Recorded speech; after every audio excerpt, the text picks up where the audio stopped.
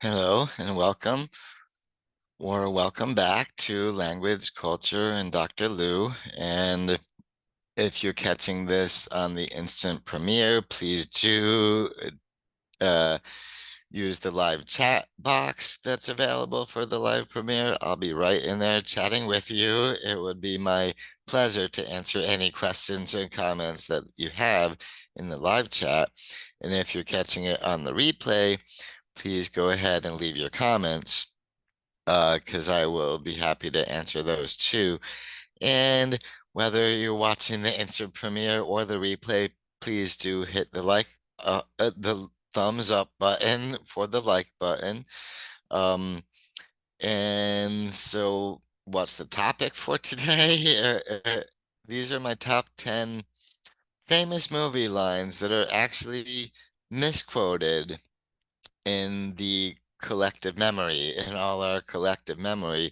These are famous lines from very consequential movies and very impactful movies that instead of quoting the actual movie lines in other TV shows or other movies or people in public, instead of quoting the actual lines, we're tending to paraphrase and say things a little different. So I think it's funny that in our collective memory, we've got a lot of these movie lines a little wrong. And so what brought me to this topic was I watched a couple movies from the 90s again that I hadn't seen in a while, and I realized that the actual words that the lead actors were saying were slightly different than the quotes that I had remembered. For instance, one of the movies I'm talking about was Forrest Gump, where Tom Hanks plays the title character, Forrest Gump. And I seem to have this memory of him as Forrest Gump saying, life is like a box of chocolates. You never know what you're going to get. And it turns out he actually used past tense when he said that Mama always said life was like a box of chocolates. You never know what you're gonna get. So himself, he switched tenses in the line itself, which I don't think that one makes a big difference because honestly, he wasn't quoting his mom directly, he was paraphrasing her. So if we say life is like a box of chocolates, that ends up a little closer to what his mom presumably said. So I'm not gonna mess with that one, but it just to me was one example. Holy cow, am I just misremembering or is everybody misremembering? And another one from the 90s also, the line was just different by one word, was Leonardo DiCaprio in Titanic, the movie, which was late 90s, I think. And I seem to have remembered him saying, I'm king of the world when he's on the front of the ship. Oh, oh, I'm king of the world. But turns out the line actually was, I'm the king of the world. But again, I'm not going to really mess with that one because it's close enough. I'm king of the world. I'm the king of the world. But what's funny about that is I noticed a lot of other people quoting the movie are also misremembering in the same exact way I am. And so I wonder if that's me remembering all the times that other people quoted the movies over and over and over again instead of the actual line from the movie. And so I'm not going to nitpick on tiny ones like the King of the World versus King of the World. Okay. And so, and although those two movies were from the 90s, so I've already said I'm not going to really touch those quotes too much because they're close enough, in my opinion. But there are some from the 1930s all the way into the 1980s that are a little more obvious and a little more egregious of a misquote. And usually, how we're misquoting the movies is usually we're paraphrasing. We're saying we're sort of giving the gist of what they said, but not exactly the line itself. And some are even more egregious, like the first one from Dracula in 1931. Would you believe that he never said anywhere in that movie, I want to suck your blood? He never said it. And that's funny because that's like the most famous quote from the movie, but that line appears nowhere in the dialogue. And when people do quote this, they even use, a an accent, so it sounds maybe German, maybe further Eastern European. I want to suck your blood, like want instead of want. Like, and it sort of implants this false memory in our heads of hearing the character actually say this line. Uh, but the fact is, never happened. It really didn't happen. And that to me is really funny that, like, possibly the most famous quote from that movie never happened. And so we're all the way back in 1931 with Dracula, and we're going to stick in the 1930s. Turns out that was a good decade for cinema, which to me was surprising given how the depression was going on and all that. But another super famous movie, well-remembered movie that came out the year after that in 1932 was Tarzan, the Ape Man. So it's an old black and white movie, and this picture is where Jane and Tarzan first meet. And the supposed line, the line that always gets quoted from the movie is "Me Tarzan, you Jane." And the funny part to that is, for me as a linguist, it's funny because we're giving Tarzan way too much credit for how much English he knows when we quote him as saying that, because in the 2 minutes leading up to this exchange between the two of them, um, Jane discovers that Tarzan really can't understand how to use pronouns, how to use personal pronouns. Like she starts, "Oh, thanks for saving me," and he points to her and right to her and says, "Me?" And then she's trying to explain, "No, only to me I'm me, to you I'm you." And so he points to himself and says, "You?" So he's not getting how we use personal pronouns. And so she tries another strategy. "My name is Jane, so and so," and then points to herself and says, "Jane, Jane." And then Tarzan, and then she goes, "And you?" And then Tarzan points to himself and touches his chest, says, "Tarzan, Tarzan." And then the exchange really heats up when he's touching her chest, breastplate up here, not fondling her breast or anything, but Jane, when he does Jane, Tarzan, Jane, Tarzan, Jane, Tarzan, Jane, Tarzan, Jane, Tarzan, Jane, Tarzan, Jane. And after all that, she's all like, "Oh, stop it. I've got to go. I got to get out of here," kind of deal. Um, and so that's the actual line. But you know what? I totally get why we misquote the line because it's so unquotable. It's so impossible to remember exactly how many times he says Jane and how many, like it's seven Janes with six Tarzans in between. Um, so that's not an easy quote to give, but I think this is funny as a linguist, as somebody who knows a bit about language acquisition and learning. He hadn't gotten the pronouns down yet, me, Tarzan, you, Jane, although later on, she does end up helping him to get a little better with his English, but he wasn't even there yet when they first meet. So it's all, Tarzan Jane, Tarzan Jane. That's it, which is something. He's getting first names down, but really not control over English language in any way, like the pronouns would suggest. Now, another good movie from the 1930s that everybody seems to remember is Walt Disney's Snow White and the Seven Dwarfs. And I noticed that one of the most famous quotes from this movie, too, from, uh, the evil queen slash wicked witch, Snow White and the Seven Doors. So we got the wicked witch there who's all misquoted as saying, "Mirror, mirror on the wall, who is the fairest of them all?"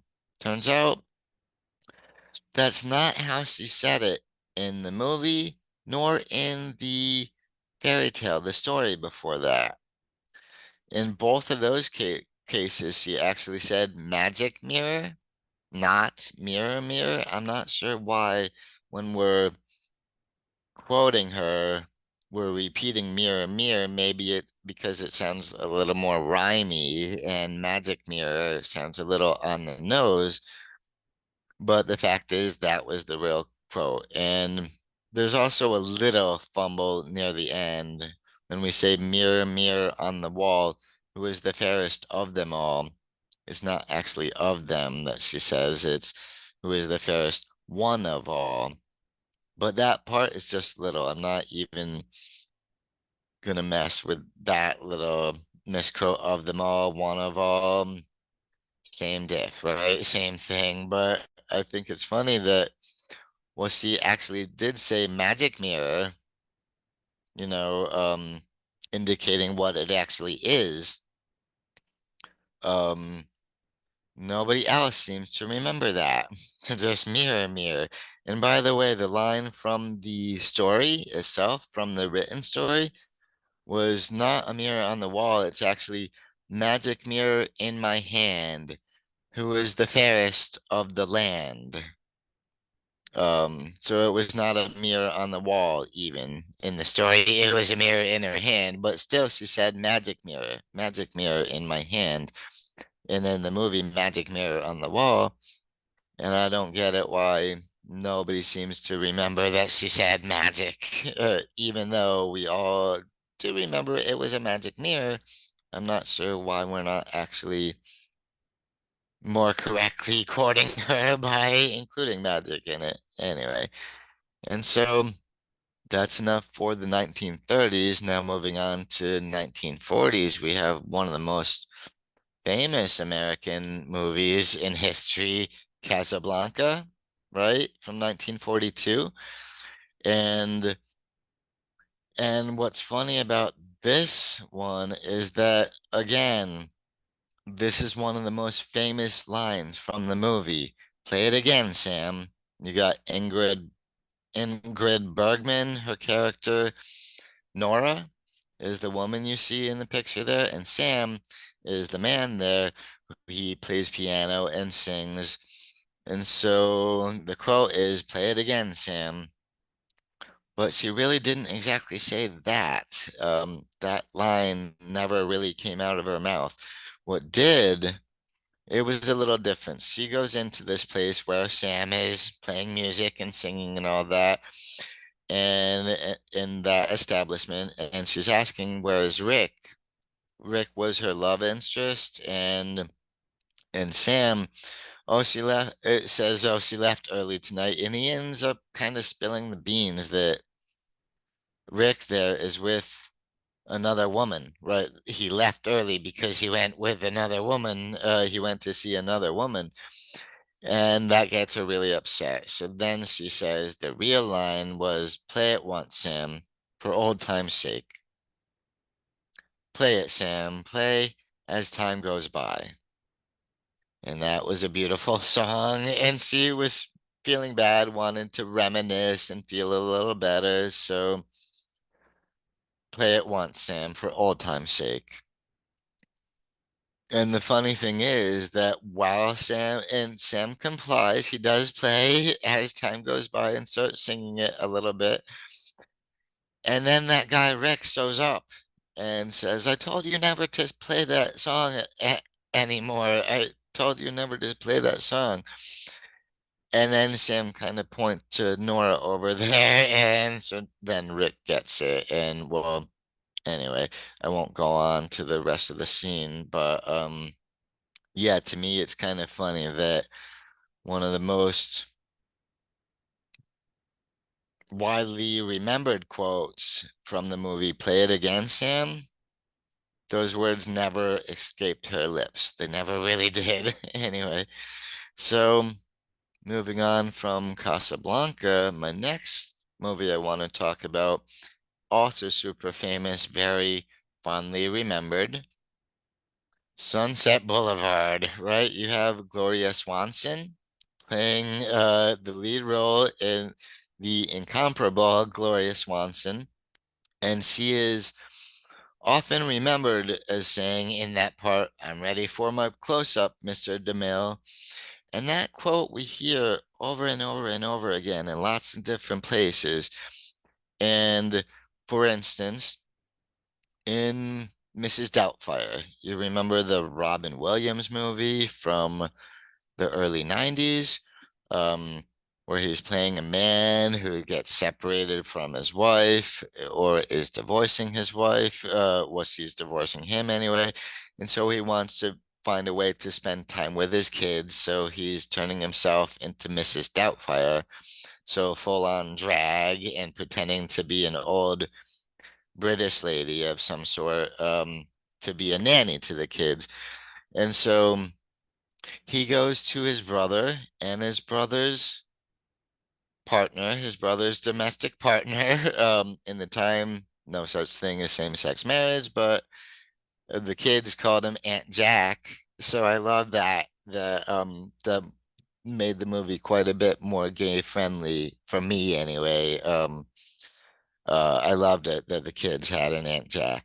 But anyway, so when they're doing, and those two, they do theater makeup and costumes and all this. And so they help Robin Williams' character make that transformation. And so, right as the transformation is about to begin, Robin Williams says, I'm ready for my close up, Mr. DeMille. Just like most everybody else who ever quotes that movie is saying that in those words, but that's not exactly how Gloria Swanson delivered the line. She did even better, I think, as all right, Mr. DeMille, I'm ready for my close-up.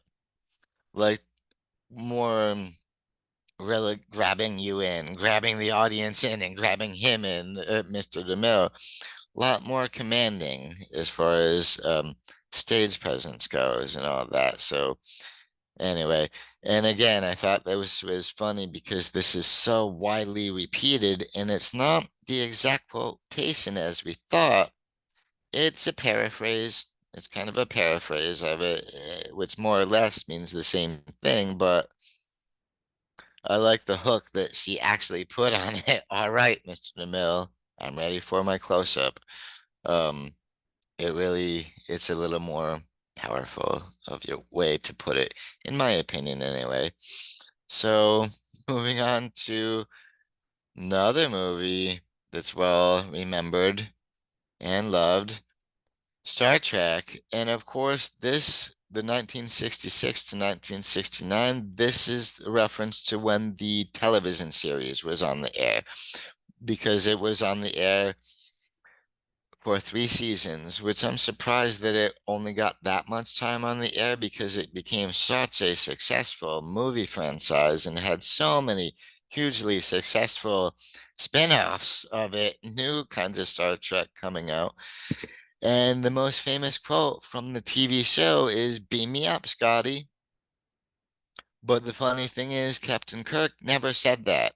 So William Shatner, playing Captain Kirk on the television series, never said that. Not on the TV series and not in the movies. Never by those exact words in the movies. Now, on the TV series, the closest he came on the TV series was he never said, "Beam me up, Scotty." He did say, "Kirk to Enterprise." beam us up, Scotty, right? So beam us up. And there's a couple other times when he's like, oh, they're ready to board. Beam them up, Scotty. So beam them up, Scotty. Beam us up, Scotty. These are things that did come out of his mouth, but never beam me up, Scotty. No, the closest line I ever found William Shatner saying, portraying Captain Kirk was, Scotty, beam me up, which is almost same thing as beam me up, Scotty. Scotty, beam me up. But that wasn't until the fourth movie, so 1986 already. So a good 20 years after the TV show started, and long, long time after people had already been quoting "Beam me up, Scotty," even though he never said that. Finally, he does say something similar, Scotty, beam me up. Um, but yeah, and that one is quite similar. So I do recommend you use that one, Scotty, beam me up. It helps contextualize it as Star Trek, Scotty, and all that, but that way you're actually giving a direct quotation from William Shatner as James T. Kirk, Scotty, beam me up. And the funny part is on the TV show, he danced all around beam me up, Scotty, saying similar things about beam us up, beam them up, Scotty, and all that, but never once did he say beam me up, Scotty. And to me, that is pretty funny that even though he never said it, that's the way America remembers it. That's funny.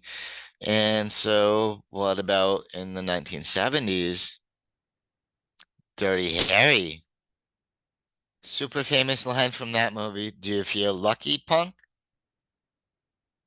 And that's not exactly the words that came out of his mouth. Uh, this all came after he's going on a tirade about how many rounds his gun will hold. You know, how many bullets that gun can shoot without having to reload. And he's all like, did I shoot off all the rounds or is there still one left? So, and here's the actual quote. So, you've got to ask yourself one question. Do I feel lucky? And then he says, well, do you, punk?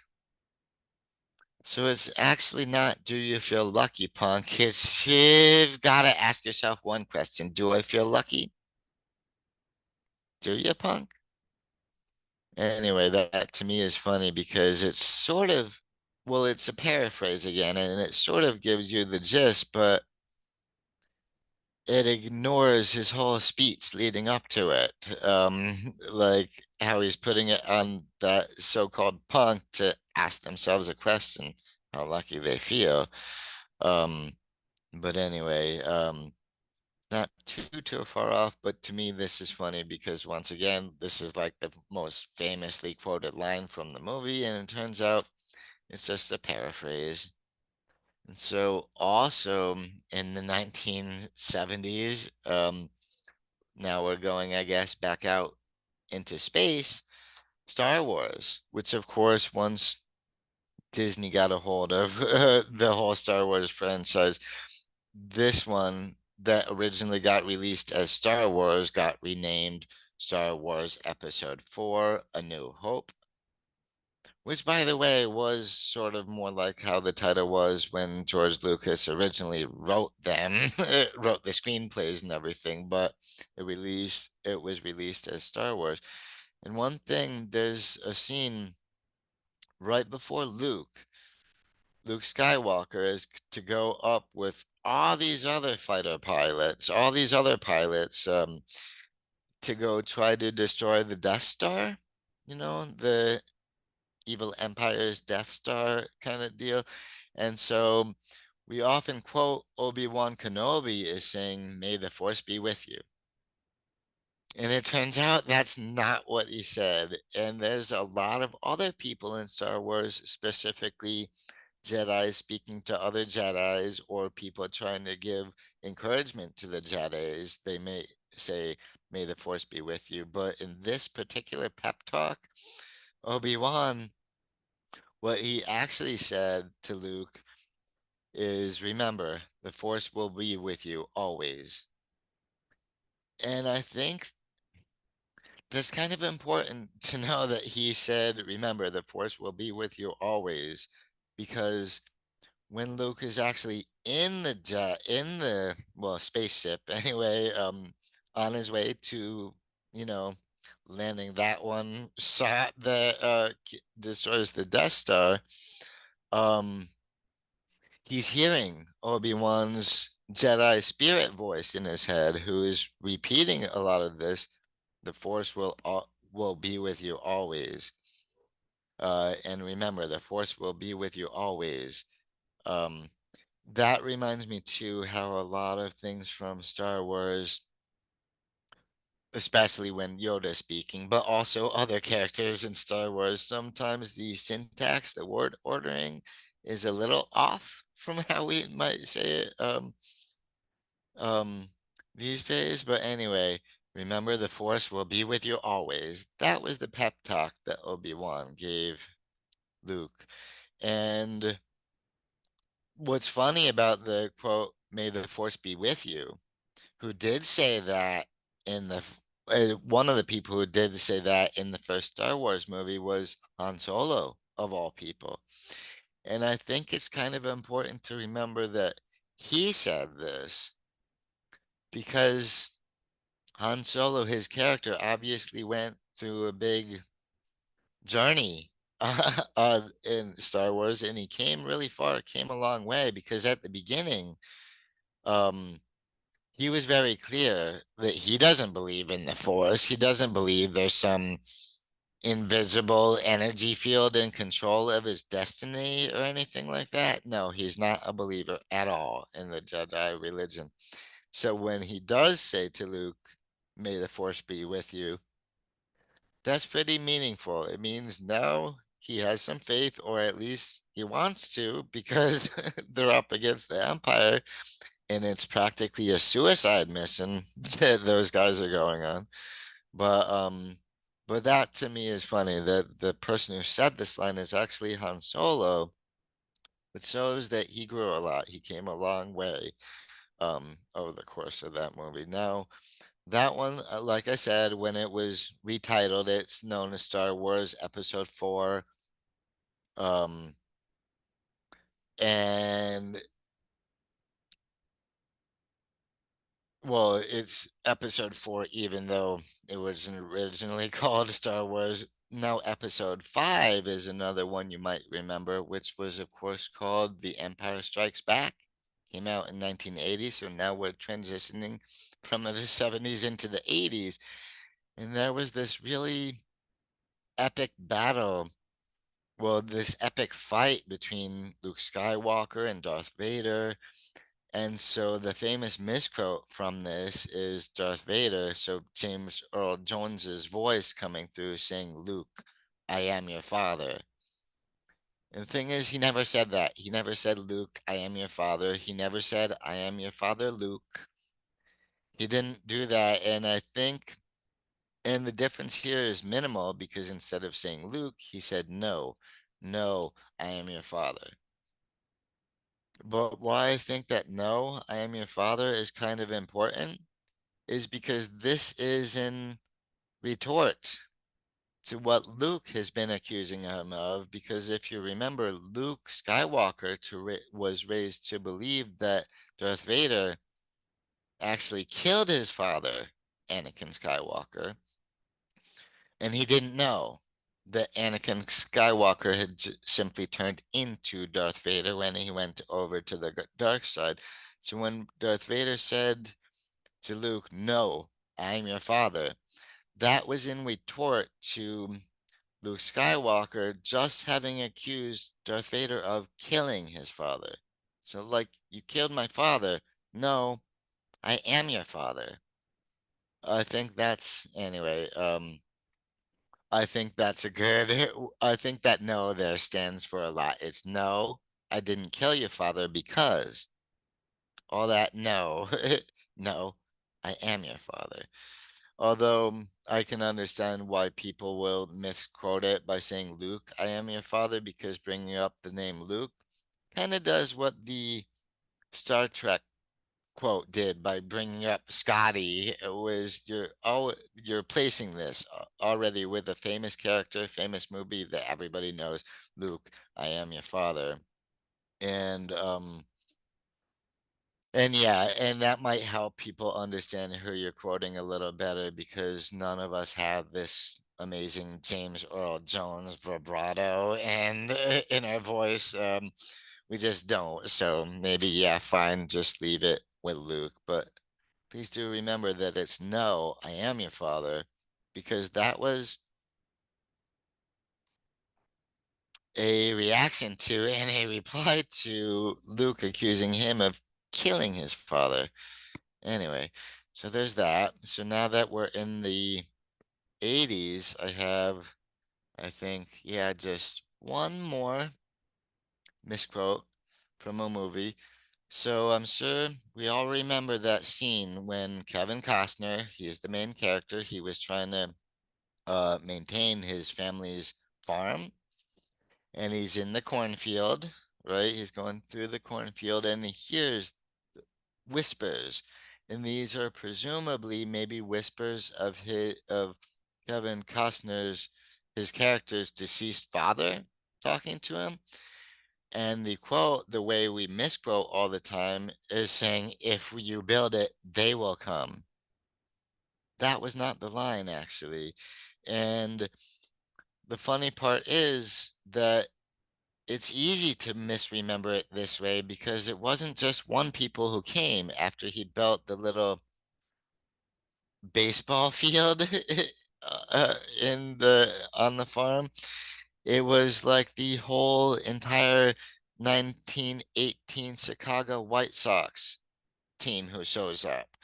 Um, and so I can understand why we're remembering it as if you build it, they will come. And that is the way it keeps getting repeated in TV show after TV show and movie after movie. If you build it, they will come. But that's not what the voice said because the reference wasn't to necessarily the whole darn team, who, by the way, who are a team who ended in disgrace. So I think it's funny they picked these guys of all people to be to be very welcome as heroes in Field of Dreams because 8 of the players from the 1918 White Sox, eventually we called them Black Sox because of the same of all this. They were caught. They actually, 8 of the players on this team actually purposefully through the World Series. They screwed up plays to throw the World Series so that a bunch of gamblers could make a lot of money. Or maybe more like a lot of bookies can make a lot of money off of people placing bets and whatnot. So it was all gambling and professional baseball and way, way, way worse than what Pete Rose was up to later on in the 20th century. Anyway, I thought it was funny that they would do that, but the reference is, well, the actual line is, if you build it, he will come. And that reference is to one of the most famous, most remembered players on the team, Shoeless Joe Jackson, who in Field of Dreams, Kevin Costner keeps referring to him as Shoeless Joe. Um, but he's Shoeless Joe Jackson, who was played by Ray Liotta in the movie, and that's why Ray Liotta's up front. And So that was the reference. If you build it, he will come. Like he's trying to get Shoeless Joe to come to his farm. So if you build it, he will come. That was the quote. But it turns out all the rest of the team ended up showing us up as well. And so much easier to misremember what was the actual quote. And it's funny because movies too, they give you a lot of visuals and visually, yep, it looked like it's a they. who showed up and not just a he. But anyway, yeah, that's the line. If you build it, he will come. And the he who's being referred to here is Shoeless Joe Jackson. And if you don't know about the 1918 White Sox and the scandal around that, there is a book about it called Eight Men Out, which was also turned into a movie. So if you want to learn more about that story, you can check it out either by reading the book or watching the movie. Anyway, it's called Eight Men Out because, again, eight players were helping throw the damn World Series, and that's a lot. Eight players on the same team doing that. That's almost like in baseball, there's only nine people on the one team on the field at any given time where they're in the field. So if eight of these people are all throwing the game, I can imagine that's very frustrated for anybody else on the team. Anyway, so that was um the last misquoted one. And as you can see, a lot of them are just paraphrasing. And I think sometimes it's important to try to remember the actual lines. If we're quoting it directly, we should quote it directly and not just give the gist. But anyway, that's fine. And there are so many more examples of this. I could give you examples from The Wizard of Oz.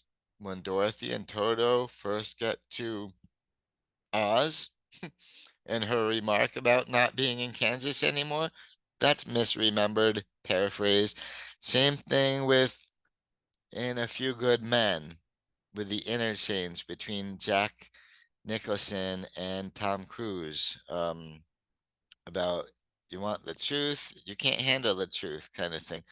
Also misquoted a little ways, but I don't have time to get into all of the paraphrased and misquoted stuff in movie history.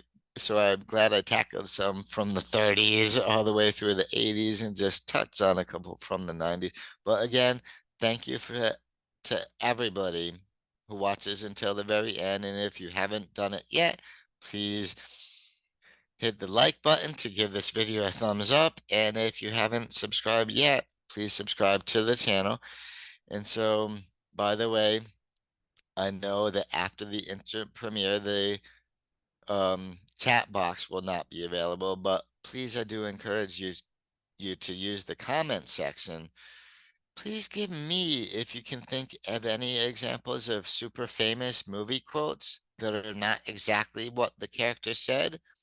I would love to hear them. That would be fantastic. So thank you so much for, again, everybody who watches till the very end. And so I will see you around next time. Bye bye.